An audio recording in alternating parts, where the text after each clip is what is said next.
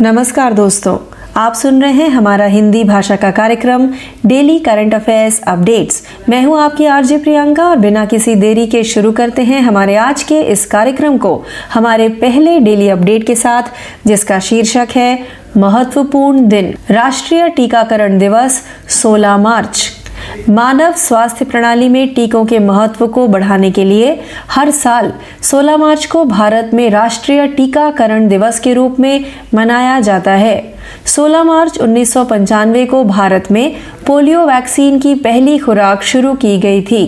इसलिए राष्ट्रीय टीकाकरण दिवस या टीकाकरण दिवस देश से पोलियो के पूर्ण उन्मूलन के लक्ष्य के साथ सरकार के पल्स पोलियो कार्यक्रम को मनाता है।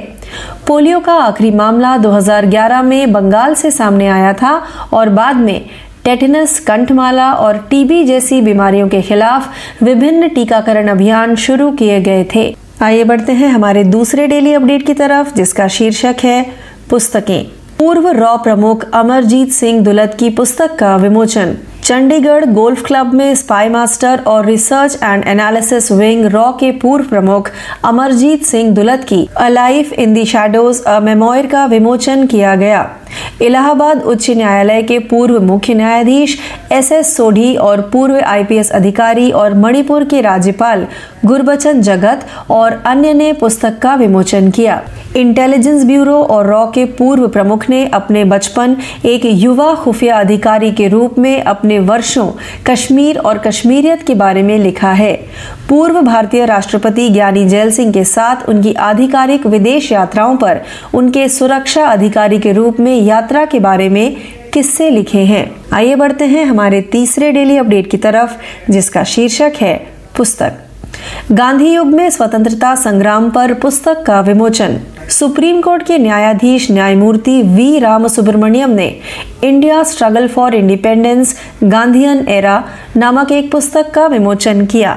मद्रास उच्च न्यायालय के पूर्व न्यायाधीश पी ज्योतिमणि और पच्चीयायप्पा कॉलेज के इतिहास के पूर्व प्रोफेसर जी बालन द्वारा लिखित और वनथी पथीपगम द्वारा प्रकाशित पुस्तक का विमोचन मद्रास विश्वविद्यालय में आयोजित एक कार्यक्रम में किया गया।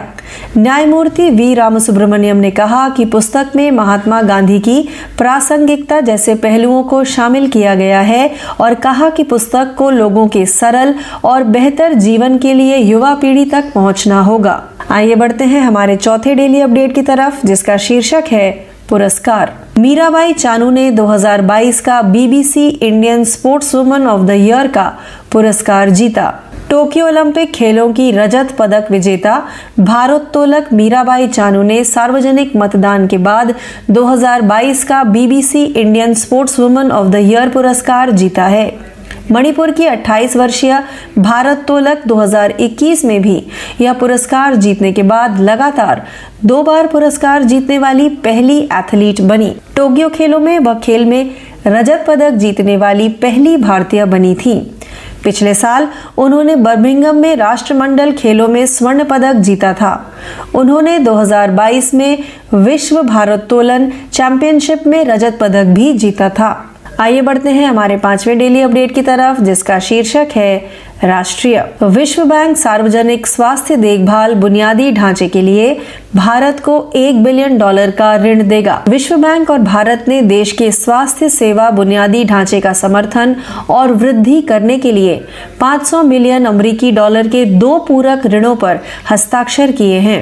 $1 बिलियन लगभग 8,200 करोड़ रुपए के इस संयुक्त वित्त पोषण के माध्यम से बैंक अक्टूबर 2021 में शुरू किए गए भारत के प्रमुख प्रधानमंत्री आयुष्मान भारत स्वास्थ्य अवसंरचना मिशन ABPMJAY का समर्थन करेगा। समझौते पर आर्थिक मामलों के विभाग के अतिरिक्त सचिव रजत कुमार मिश्रा और विश्व बैंक इंडिया के कंट्री निदेशक ऑगस्ट तानो कुआमे ने हस्ताक्षर किए।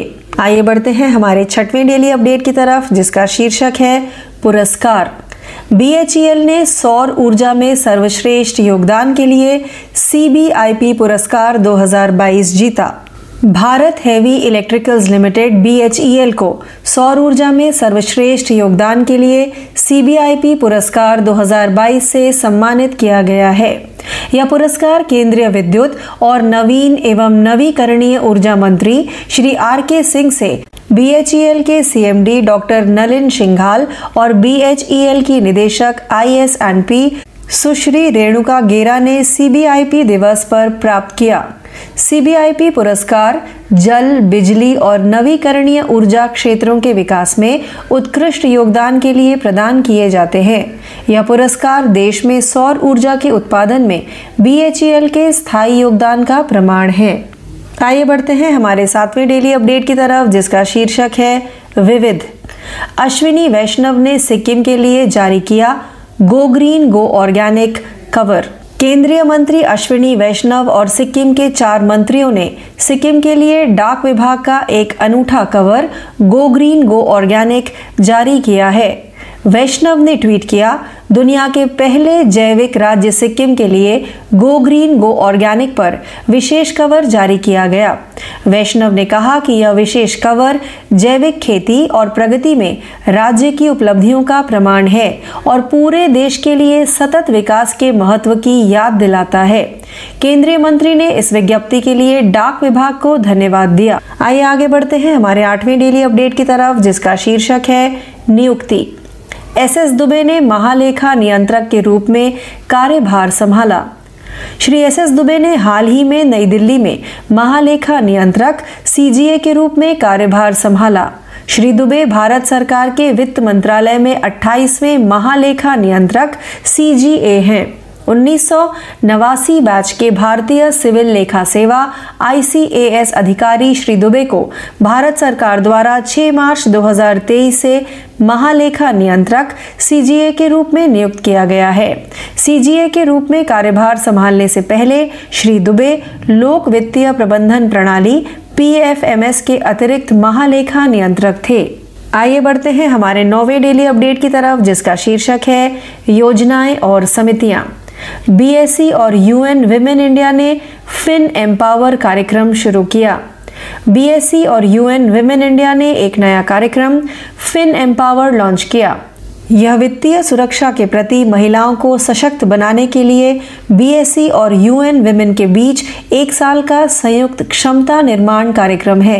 अंतर्राष्ट्रीय महिला दिवस के उपलक्ष्य में BSE और UN विमेन इंडिया ने BSE में महिला नेताओं और उद्यमियों में निवेश में तेजी लाने के लिए लैंगिक समता के लिए घंटी बजाएं समारोह का आयोजन किया।